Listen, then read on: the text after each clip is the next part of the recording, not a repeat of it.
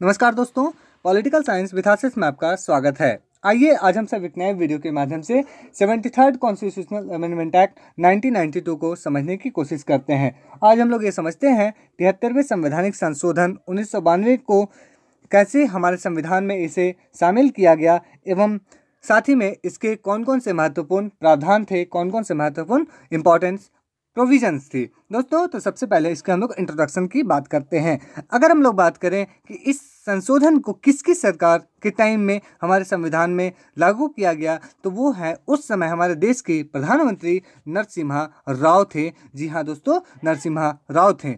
तो अब है this act came into force on 24 April 1993। Often this date is celebrated at Panchayati Raj Day in India. यानी कि हमारे देश में 24 अप्रैल 1993 को इस 73वें संवैधानिक संशोधन को लागू कर दिया गया, इसे फोर्स में ला दिया गया। अब बात है कि it was meant to provide constitutional amendment to Panchayati Raj system. यानी हमारे देश में जो गांधी जी का आदर्श था, आदर्श ग्राम की स्थापना की कोशिश थी, उस बात को कब हमारे संविधान में लागू किया गया, उस बात को कब हमारे संविधान में जगह दी गई, तो वो सन 1993 में 92 में तो दी गई थी, लेकिन उसे फाइनली लागू कब किया गया, तो 24 अप्रैल 1993 को लागू किया गया। तो अब हम लोग समझते हैं इसमें आखिर किया गया। इस समय हमारे संविधान में एक नया भाग यानी पार्ट 9 ऐड किया गया था, और उस पार्ट 9 में आर्टिकल 243 से 243O तक इस सारी बातों का प्रोविजंस हमारे संविधान में किया गया था। साथ ही में इसके साथ ही हमारे संविधान में एक नया शेड्यूल यानी एक नया अनुसूची भी शामिल किया गया था, जो शेड्यूल 11 के से हम लोग जानते हैं। हम लोग जानते हैं कि हमारे संविधान में शुरू में 8 अनुसूचियां थी, लेकिन इसे बाद में मतलब अभी वर्तमान में हमारे देश की संविधान में कुल 12 अनुसूचियां हैं। तो जो अनुसूची 11 है, मतलब जो शेड्यूल 11 है, वो पंचायती राज व्यवस्था की जो तमाम सब्जेक्ट्स हैं, जिसमें कुल 29 सब्जेक्ट्स हैं, उस बारे में उसका प्रावधान है। तो अब हम लोग समझते हैं कि इसकी फीचर्स क्या क्या हैं। चलिए शुरू करते हैं।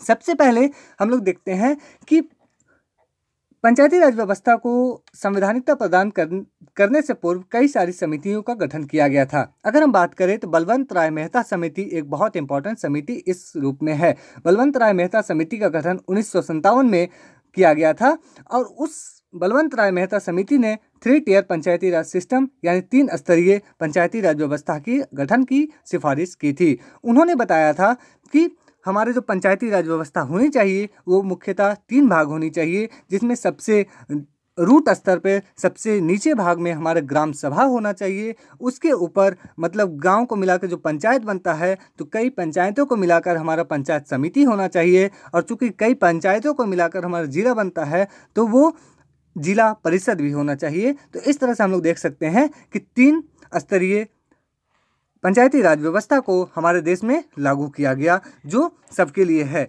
लेकिन इसमें एक एक्सेप्शंस है कि जिस राज्य में वहाँ की जनसंख्या the state having population less than 20 lakhs में अडॉप्ट 2 टियर पंचायती राज सिस्टम। यानी देश में कुछ ऐसे भी राज्य हैं जहाँ पे जनसंख्या 20 लाख से अधिक नहीं है, तो वहाँ पर वो 3 टियर को ना अपनाकर वो 2 स्तरीय पंचायती राज व्यवस्था को अपना सकते हैं। तो ये 2 स्तरीय पंचायती राज व्यवस्था का कॉन्सेप्ट का आया कहाँ से? ये 2 स्तरीय पंचायती राज व्यवस्था में हमारे जो बीच की जो पंचायत समिति है वो नहीं होती है, बल्कि हमारे जो ऊपर में जिला परिषद और नीचे में मंडल पंचायत, ये दोनों को मिलाकर बनाया जाता है।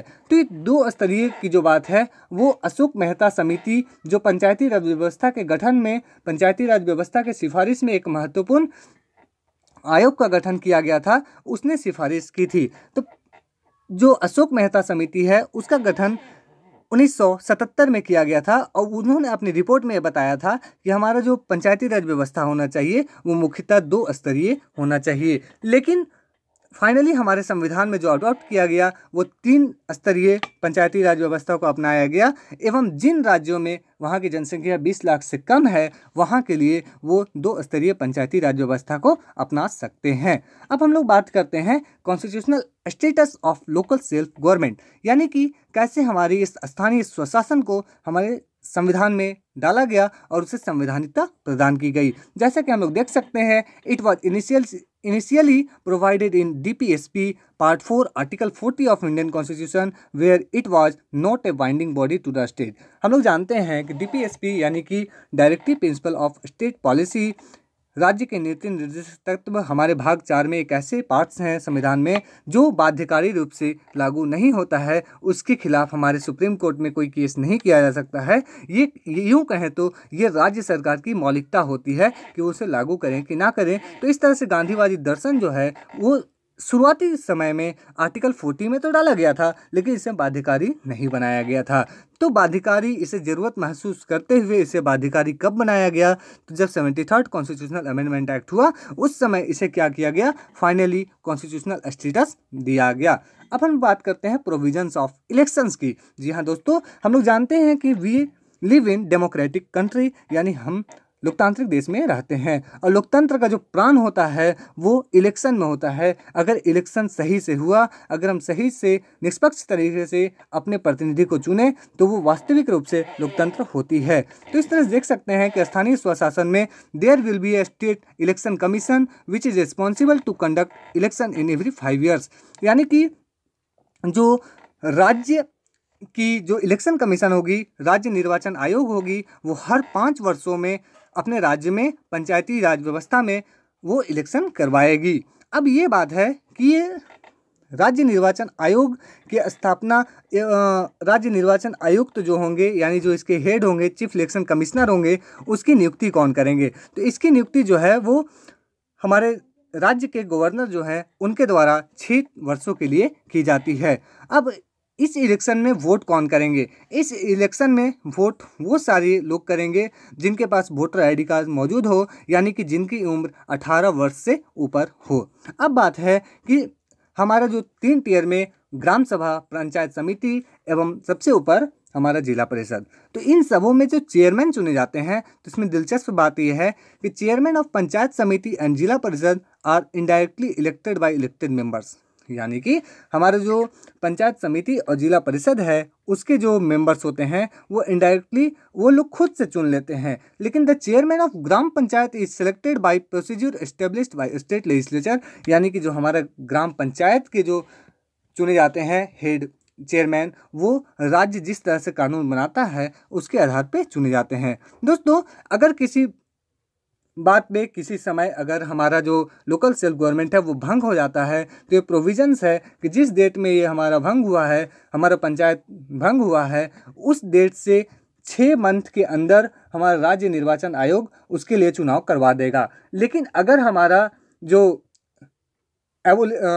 जो पंचायत भंग हुआ है वो ठीक 5 वर्ष के ख़त्म होने से 6 महीने के अंदर के टर्म में हो, तो उस समय दोबारा इलेक्शन करवाने की ज़रूरत नहीं पड़ती है, यानी फिर फाइनली 5 साल पूरे होने के बाद ही इलेक्शन करवाया जाता है। तो अब हम लोग समझते हैं कि हमारे पंचायती राज व्यवस्था में प्रोविज़न ऑफ रिजर्वेशन क्या है, यानी कि आरक्षण की क्या व्यवस्था की गई है।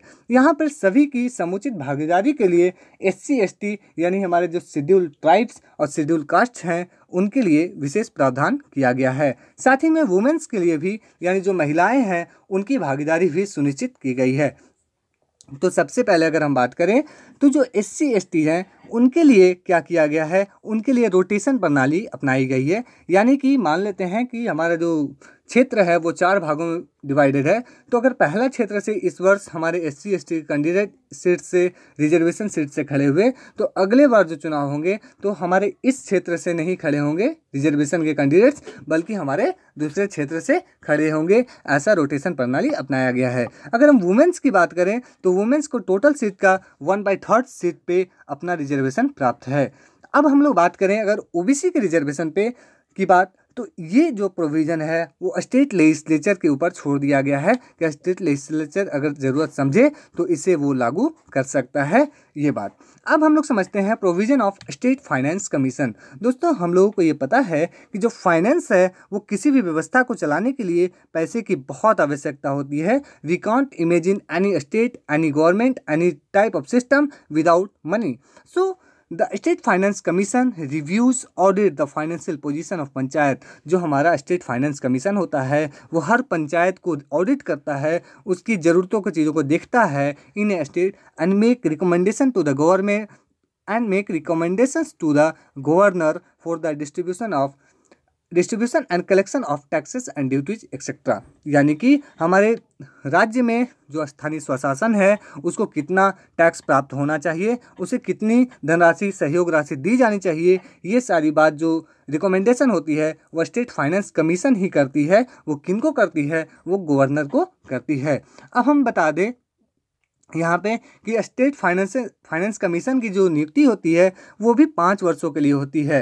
अब it makes important recommendations for the developments of panchayat. साथ ही में यहाँ पे एक और बात इंपॉर्टेंट है कि जो पंचायत की डेवलपमेंट्स के लिए इंपॉर्टेंट रिकमेंडेशंस होते हैं, वे सारे रिकमेंडेशंस कौन करते हैं? तो स्टेट फाइनेंस कमीशन भी करते हैं, चूँकि वही लोग ऑडिट करते हैं, वही असली ज़रूरतों को समझते हैं। ये बात सही है कि जो नीति निर्माण चाहे हमारे गांव की जो आवश्यक ज़रूरतें हैं वो सारी चीज़ें हमारी जो है वो ग्राम सभा डिसाइड करती है, पंचायत समिति, जिला परिषद डिसाइड करते हैं, किंतु ये सारी बातें जो पेपर वर्क्स होती है वो पेपर वर्क जो है वो स्टेट फाइनेंस कमीशन के पास होती है। तो इस सारे संदर्भ में हम आगे वीडियो बनाएंगे और उसमें विस्तृत रूप से बहुत अच्छे तरीके से उसमें हम लोग चर्चा करेंगे। तो अब हम लोग समझते हैं कि शेड्यूल 11 आखिर है क्या दोस्तों।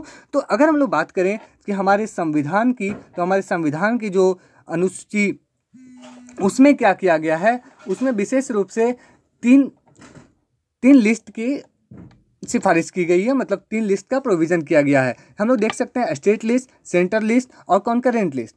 मतलब उसमें हमारे स्टेट के सब्जेक्ट्स, सेंटर के सब्जेक्ट्स ये सब डाले गए हैं। और तो उसी तरह से हमारे जो पंचायत के जो ड्यूटीज़ होंगे, पंचायत को जो जिस इलाके में वो काम करेंगे, जिसके डेवलपमेंट्स के लिए काम करेंगे, वो सारी विषयों को एक जगह लिखा होना आवश्यक हो जाता है। तो इस बारे में देखें तो डेवलपमेंट्स ऑफ लैंड की बात हो, हमारा एनिमल हस्बेंड्री की बात हो, हमारा फिशरीज की बात हो, मत्स्य पालन, फॉरेस्ट जंगल, विलेज की डेवलपमेंट, चाहे वो स्ट्रीट लाइट्स, रोड्स या हैंडपम्प्स हो, वो तालाब हो या लाइब्रेरी हो या मार्केट हो, ये सारी जो डेवलपमेंट्स है कुल 29 सब्जेक्ट्स हैं। चाहे वो स्कूल हो, चाहे वो हॉस्पिटल्स हो, मतलब जो हमारा गाँव में छोटे छोटे हॉस्पिटल्स होते हैं, वो सारी चीज़ों के विकास जो है वो इन पर छोड़ दिया जाता है, यानी लोकल सेल्फ गवर्नमेंट की ही जिम्मेदारी होती है। तो हम लोग देख सकते हैं कि लोकल सेल्फ गवर्नमेंट जो है वो किस तरह से हमारे देश में स्थानीय विकास के लिए एक महत्वपूर्ण रोल निभाती है। दोस्तों, तो उम्मीद है आपको ये सारी बातें बहुत अच्छे से समझ में आई होगी। अगर आपको ये सारी बातें अच्छे से समझ में आई तो लाइक, शेयर एंड सब्सक्राइब करना ना भूलें, अपने दोस्तों के साथ अवश्य शेयर करें। फिर मिलते हैं नेक्स्ट वीडियो में, तब तक के लिए धन्यवाद। जय हिंद।